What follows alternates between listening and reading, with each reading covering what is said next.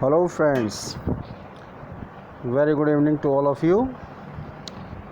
आज हम मिल्टन की पोएम ओन शेक्सपियर के बारे में बात करेंगे। ओन शेक्सपियर मिल्टन की 1630 में रिटन पोएम है और ये पब्लिश हुई थी 1632 में सेकंड फोलियो में शेक्सपियर के।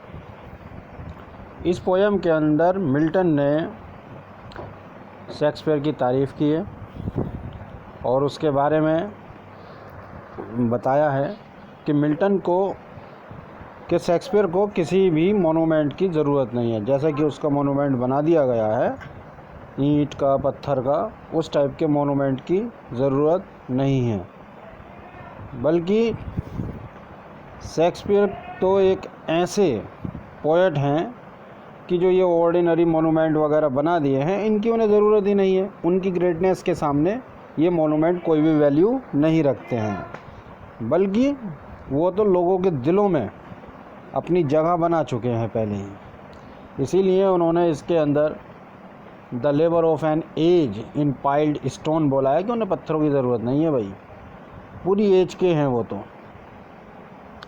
और डियर सन ऑफ मेमोरी, यानी लोगों के मेमोरी में जगह बना चुके हैं। Great heir of fame, fame यानी प्रसिद्धि के उत्तराधिकारी हैं वो तो। इसके बारे में ये बताया गया है। और इसमें अब हम पोएम की क्रिटिकल एप्रिसिएशन के बारे में बात करते हैं। क्वेश्चन जो बनता है वो यहीं से बनते हैं इनमें से, और 2021 वाले पेपर में इसमें से क्वेश्चन आ भी चुका है। पब्लिश्ड के बारे में बोर्ड ने 1630 को माना और वैसे 1632 है, लेकिन माननी बात बोर्ड की ही है कि हाँ कब पब्लिश हुआ था। ऐसा नहीं है कि हम अपनी मर्ज़ी से करें, बोर्ड की बात मानिएगा। उससे पहले कभी पहले भी किसी एग्ज़ामिनेशन में 32 मान चुका है बोर्ड, लेकिन इस बार 1630 माना। अब फ़िलहाल बात करते हैं इसके बारे में आगे। जब ये 1630 में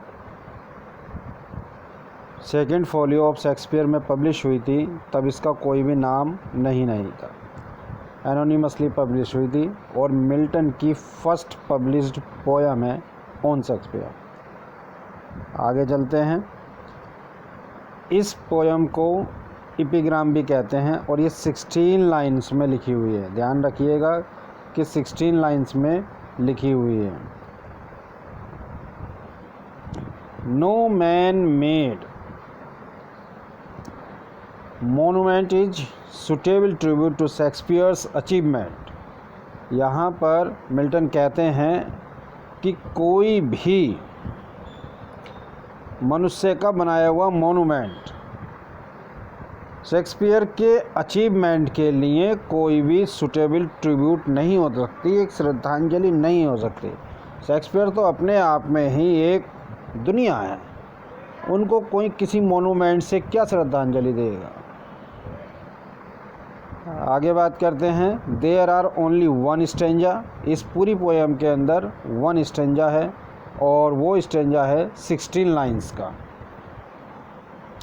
यानी पूरी पोएम केवल एक ही स्टेंजा में लिखी गई है और वो भी 16 लाइन्स में। Lines are divided in heroic couplet. Heroic couplet में डिवाइड की गई हैं lines.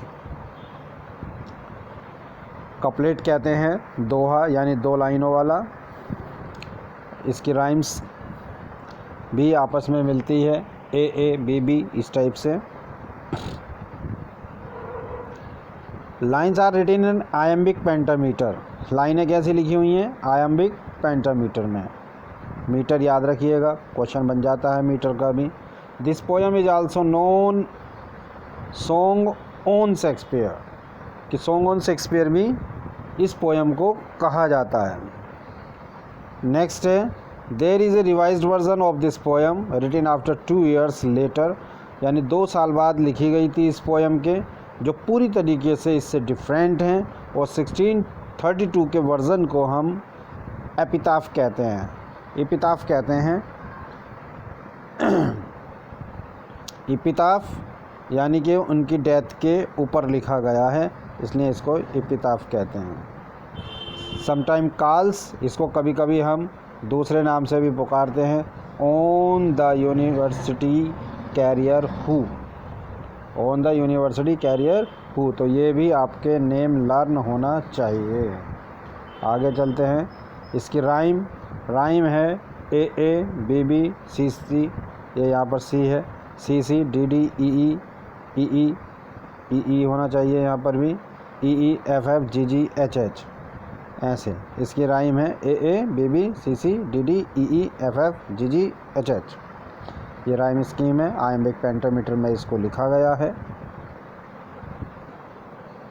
It wears the title, यानी जो एपिताफ लिखा गया है उसका पूरे का टाइटल, ये टाइटल है इसका, an epitaph on the admirable dramatic poet William Shakespeare. यहाँ पर डब्लू ही है, डब्लू शेक्सपियर। जो हम नोट्स प्रोवाइड करा रहे हैं उसके लिए हमारे चैनल को लाइक करें, शेयर करें, सब्सक्राइब करें और बेल आइकन वाला बटन दबाना ना भूलें, ताकि जिससे हमारी वीडियो जब भी अपडेट होगी तो आपके पास उसका नोटिफिकेशन पहुंच जाएगा। आगे चलते हैं इसकी इम्पोर्टेंट लाइंस के बारे में। What needs my Shakespeare for his honored bone?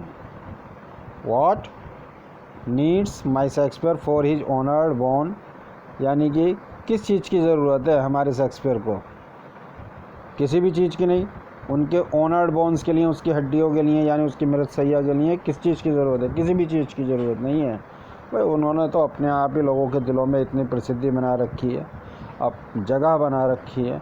उनके प्लेस देखिए, पढ़ेंगे तो खो जाते हैं उनके अंदर, चाहे वो ट्रेजेडी हो या रोमांटिक पोएट हो, रोमांसिस वगैरह हों या कॉमेडीज़ हों, सब में खो जाते हैं हम लोग।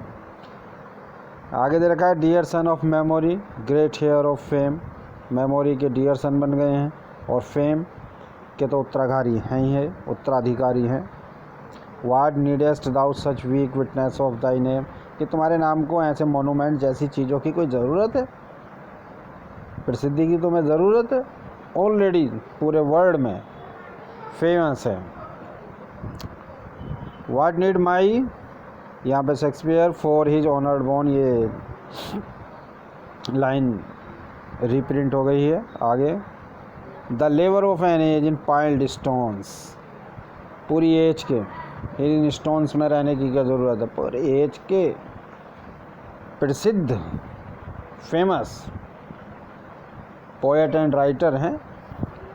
एक ये लाइन दे रखी है, और that his hollowed relics should be hid under a star Y pointing pyramid, यानी पहले जो पिरामिड्स बनते थे मम्मी वगैरह के लोगों को याद के लिए, तो उनको पिरामिड्स की भी ज़रूरत नहीं कि वाई शेप की अगर तुम उनके लिए पिरामिड भी बना दोगे, ऑलरेडी इतने फेमस हो चुके हैं। आगे चलते हैं।